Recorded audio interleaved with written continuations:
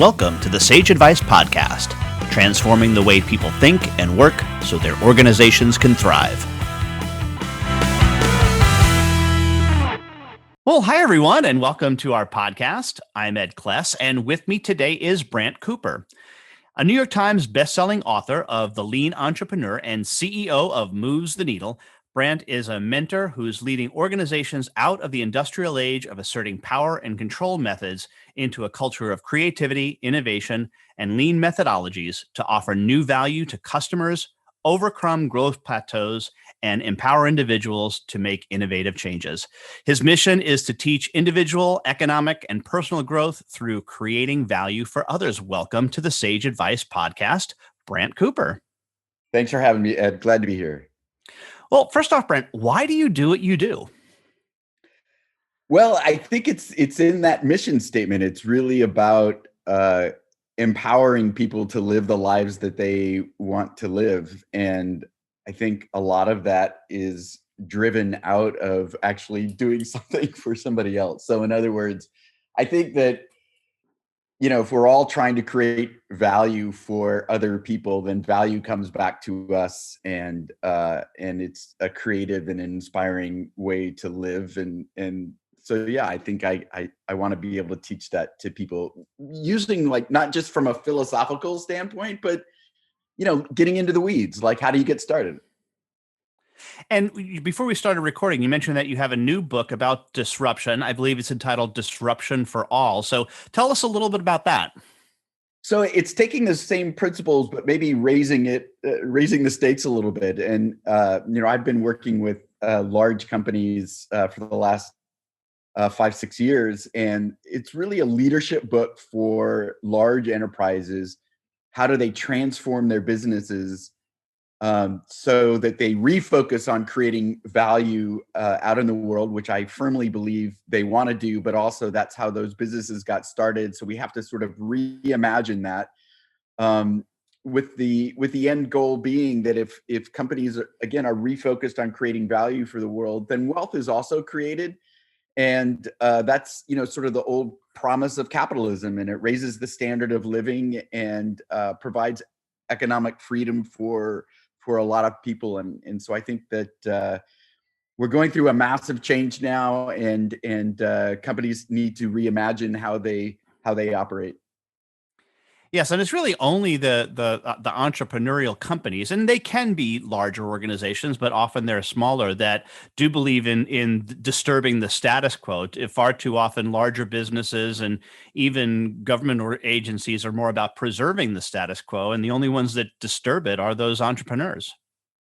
Right. So it's really about bringing that entrepreneur spirit back into those large enterprises. And, for the time being, Ed, I think that, hundreds of thousands, millions of people are going to be working for these large organizations. And I really think those organizations are going to fail if they don't reinvent themselves as we move into this digital era.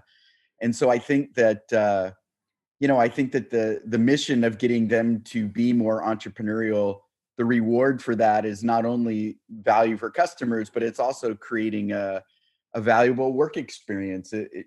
Inspire people to want to actually go do their jobs again, because they get to exercise their creativity and their inspiration.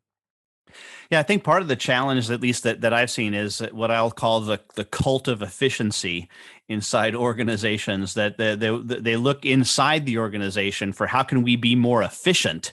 When Peter Drucker talked about the notion of really it's about effectiveness, is what are we doing the right thing in the first place? Because there's nothing so wasteful as doing that which is ineffective efficiently. And I think unfortunately we've given ourselves over to this cult of efficiency. Have you seen similar thing? Yeah, no, I agree, and it's interesting you bring up Peter Drucker, who wrote about innovation and entrepreneurship inside of organizations back in the 80s, and for whatever reason, I think not really did, and I think a lot of it is, I think that the tail end of the industrial age, the second half of the 20th century, and maybe the first decade up until the Great Recession. Efficiency is actually how companies continued to grow and create the billions of dollars that made them large and successful. I actually think digital transformation has completely pulled the rug out from underneath these companies. And I think that they're now find themselves in this digital age, and they're getting crushed by, Google and Amazon and Apple. And I think it's because they're still in that efficiency mode that you're talking about. And what they need to be is in this more entrepreneurial mode that I think a lot of those big tech companies more naturally work in, because that's sort of what they grew up in, was this digital culture. Yeah. Again, Drucker, right? Success only exists outside the organization. Inside the organization, there are only costs. So I had the go ahead. Yeah, the ultimate cost be the ultimate failure, right? Sure. I interviewed a guy by the name of Jules Goddard at a London business school, and he's got a great quote about business strategy that I'd like you to react to. And he says, strategy is the rare and precious gift of being one step ahead of having to be efficient. Right. Okay. So, yeah. Strategy is what they get from, the large consulting firm that sort of only serve to reconfirm their existing biases. I mean, it's not as pithy as that quote was, but it's these managers of these big companies were successful because they knew how to lead in command and control execution.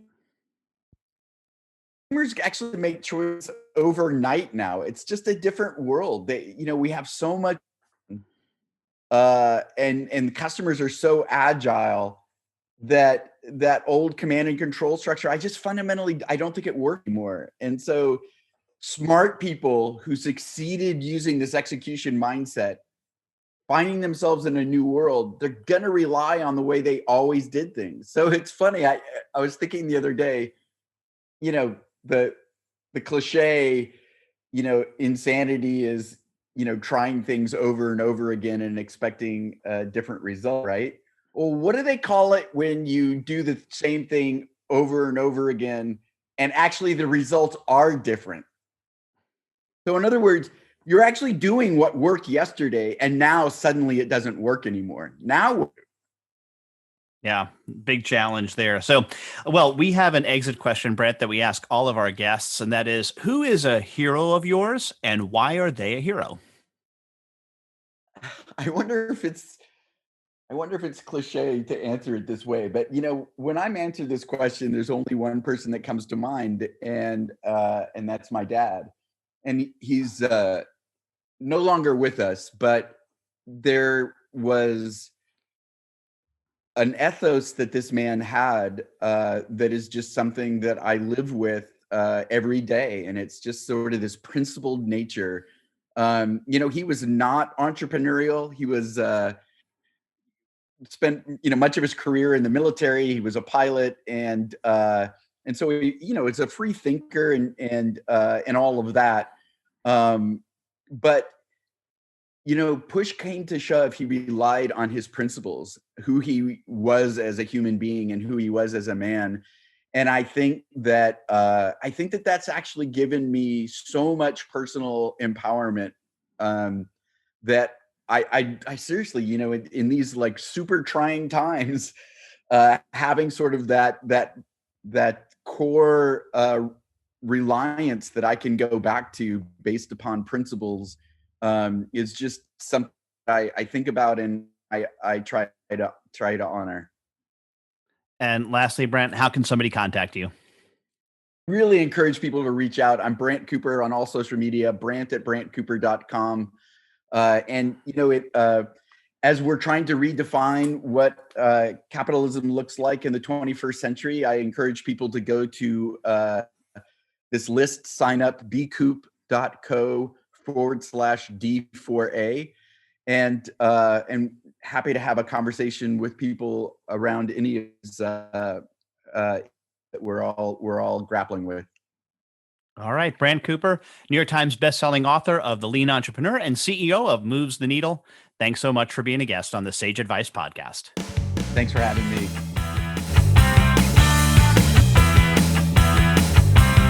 For more Sage Advice, visit and subscribe at sageadvicepodcast.com.